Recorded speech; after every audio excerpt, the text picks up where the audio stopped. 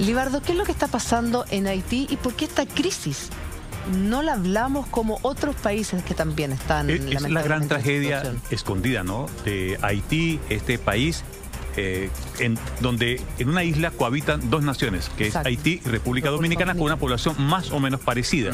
Son 11 millones de habitantes los que tiene Haití. Pero uno tiene el turismo y el otro... Que claro. el uno desarrolló la industria del turismo, es decir, cuando uno está llegando puede apreciar la forma, ¿no? Una nación, República Dominicana, verde y la otra totalmente despoblada en cuanto, en cuanto a hábitat. Claro. Y se da cuenta uno de la extrema pobreza. Haití no ha logrado consolidarse como una nación viable. Que significa que pese a que hay elecciones, pese a que hay partidos políticos que intentan luchar por el poder, pero no tiene una respuesta como país para ofrecerle una salida a sus habitantes. Es decir, el sistema y el aparato productivo de Haití no alcanza para satisfacer las necesidades de los 11 millones de habitantes. Con una gran salida a Haití, no solamente porque nosotros aquí estemos recibiendo los haitianos, sino porque tiene una gran salida hacia Europa y hacia Estados Unidos. Pero en concreto, Haití no tiene los recursos. La comunidad internacional tampoco ha entendido de qué manera ayudar a Haití. En un momento dijeron, vamos a meter una misión para estabilizar la paz. Y llevaron la célebre misión en donde Chile contribuyó para estabilizar la paz en Haití. Sin embargo, ese proceso no llegó y no arrojó lo que uno suponía, y es una contundente ayuda internacional para restablecer la línea institucional, pero para darle también que Haití, por ejemplo, desarrollara su sistema productivo turístico. Tiene, pero es muy incipiente, no en la magnitud que lo tiene República Dominicana. Y esta crisis de Haití amenaza fundamentalmente a una desestabilización en República Dominicana. Es decir, las autoridades de República Dominicana están asustadas porque de un proceso de esta naturaleza tengan una expansión tal que millones de haitianos vayan a cruzar la frontera con República Dominicana. Ellos tienen... La línea está ahí, la frontera está ahí, la expectativa de trabajo está ahí. Sí, y culturalmente ellos tienen un problema religioso fuerte, O sea, respecto a las creencias, llegan a ser casi ofensivos lo que uno cree con respecto al otro, con un afianzamiento religioso de características cristianas muy así ortodoxo, por un lado, y en el otro, digamos, con culturas obviamente no importadas, pero que tienen que ver más con rituales un poquito que los otros consideran terriblemente paganos y que incluso son capaces hasta echarle de República Dominicana a Haití la culpa de sus desgracias por este alejamiento del Dios institucional, digamos. De hecho, a raíz de lo que dice Salfe, yo me acuerdo haber estado de vacaciones en República Dominicana y justo venía el aviso de un huracán. Entonces venían avisos de qué teníamos que hacer en caso de que el huracán llegara a República Dominicana. Y era hoy día en la tarde, supuestamente llegaba. Y hoy día en la tarde no pasó nada, ¡pum! Y pasó. Y Haití afectó. Y el comentario de la gente de República Dominicana decían, ¿por qué? Yo le digo, ¿pero por qué tienen tan mala suerte los haitianos? ¿Por qué siempre les pasan las cosas a ellos? Sí, porque hicieron pacto con el diablo. Ah, esa onda. Esa es la respuesta que me dieron. Lo que ellos piensan de los haitianos es que tienen pacto con el diablo a la población en general. Entonces les tienen Además de lo que yo pensaba, o sea, este choque cultural religioso. Eso es lo que yo viví cuando pasó el huracán. Hay una nación con una extrema pobreza impresionante. Es la nación más pobre del hemisferio. Haití tiene los indicadores más pobres. Pero lo peor, y es que si uno quisiera hoy llegar con una ayuda humanitaria, hoy sería para paliar el hambre y una desesperación que se está viviendo en Haití. Pero no para resolver, en definitiva, lo que esto requiere. Estamos con una crisis desatada los últimos 20 años. Y 20 años no hemos encontrado una fórmula que no sea asistencialista. Bueno, le podemos llevar arroz, le podemos llevar algunos alimentos, pero no hemos encontrado un problema. No, entonces caemos permanentemente en estas cosas que son. Bueno, ¿por qué Haití le suceden estas cosas? Bueno, porque son negros.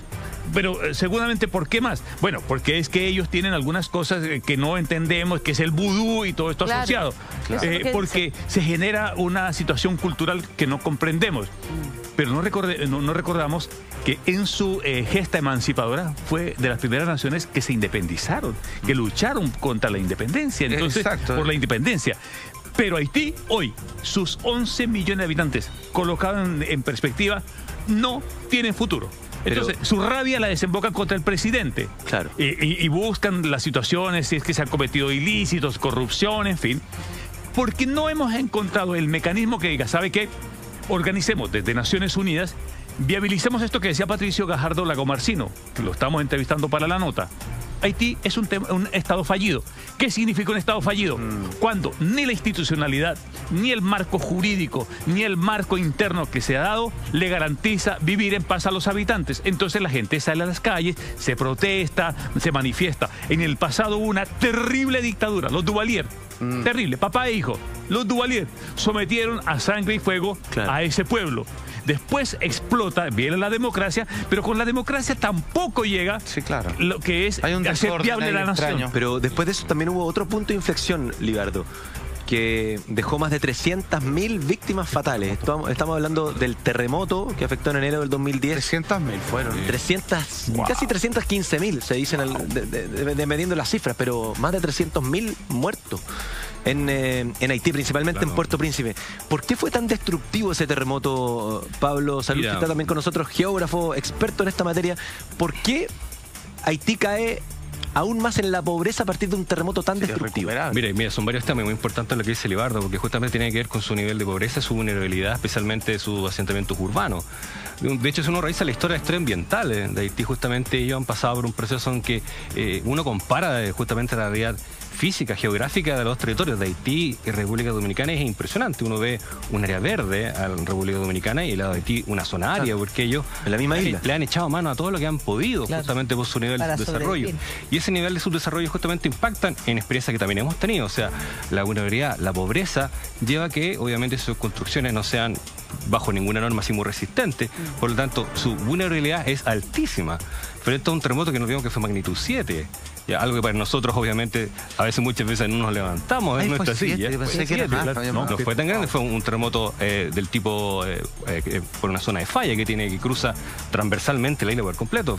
Rompe solamente un sector de la falla, o sea, hay otro sector que podría romper aún. O sea, te fijas, hay un nivel de amenaza frente a esta zona desde el punto de lo que es físico, que obviamente le genera un grado de vulnerabilidad a un territorio que es altamente vulnerable a estas amenazas. Qué terrible. Claro, yo no recordaba la cifra que era 7. De más de 300.000 personas. Y la profundidad fue solamente 10 kilómetros de profundidad. Eso fue lo que la superficialidad del terremoto fue lo que causó que se moviera mucho más.